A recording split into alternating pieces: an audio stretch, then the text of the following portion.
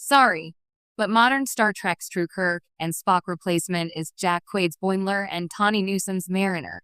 For nearly 6 decades, Star Trek has thrived on its ability to reinvent itself without losing the essence of what made it a phenomenon in the first place. From Kirk and Spock in the original series to Picard and Data in The Next Generation, Starfleet duos have defined the emotional core of every era. Each pairing has its own flavor. Picard's stoicism balanced by Data's curiosity, Janeway's determination grounded by Tuvok's logic, and so on. But in the era of modern Star Trek, with its wide-ranging experiments in tone and storytelling, fans might be surprised to find that the most fitting heirs to the Kirk-Spock legacy don't come from strange new worlds or discovery. Instead, the torch has been passed, unexpectedly but perfectly, to Lower Decks' Jack Quaid's Brad Boimler and Tawny Newsom's Beckett Mariner. Yes, the two animated ensigns on the USS Cerritos are the real deal, the modern Kirk and Spock. And here's why. The heart of Trek is in its odd couples.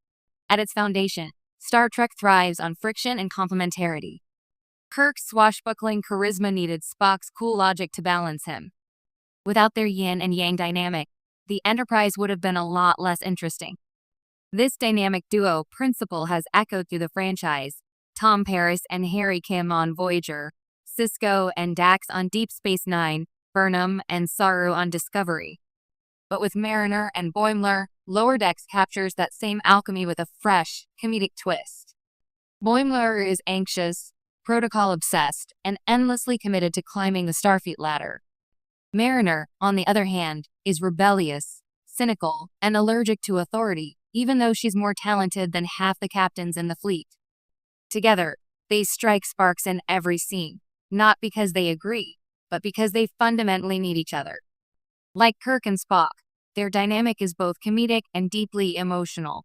Boimler drags Mariner toward order, while Mariner pushes Boimler toward freedom. Mariner is Kirk rewritten for the 21st century. Let's be real, Kirk's brand of devil-may-care, rule-breaking swagger hasn't aged perfectly. In the 1960s, he was a trailblazer. In the 2020s, his impulsive recklessness would get him court-martialed before his first 5-year mission wrapped. That's where Mariner steps in. She's everything Kirk was, confident, resourceful, fearless, but written with the self-awareness modern storytelling demands. Where Kirk broke the rules because he could, Mariner breaks them because she sees hypocrisy in the system. Where Kirk often bulldozed through situations, Mariner couches her rebellion in biting humor and a recognition that Starfleet's utopian ideals sometimes fall short. She's Kirk for an era that craves accountability, representation, and a sharp tongue to call out flaws in the very institutions she still, deep down, loves. Boimler is Spock's true heir. At first glance, Boimler doesn't seem like a Spock replacement. He's anxious, sweaty, and about as far from stoic as you can get. But scratch the surface, and the parallels become undeniable. Spock was always caught between two worlds, Vulcan logic and human emotion. Boimler is caught in his own duality, his obsession with rules versus his deeply human need to belong. His rigid adherence to protocol, his almost mathematical way of seeing Starfleet advancement, and his struggles with improvisation all echo Spock's logical approach. And, like Spock, Boimler's journey is one of learning to balance extremes.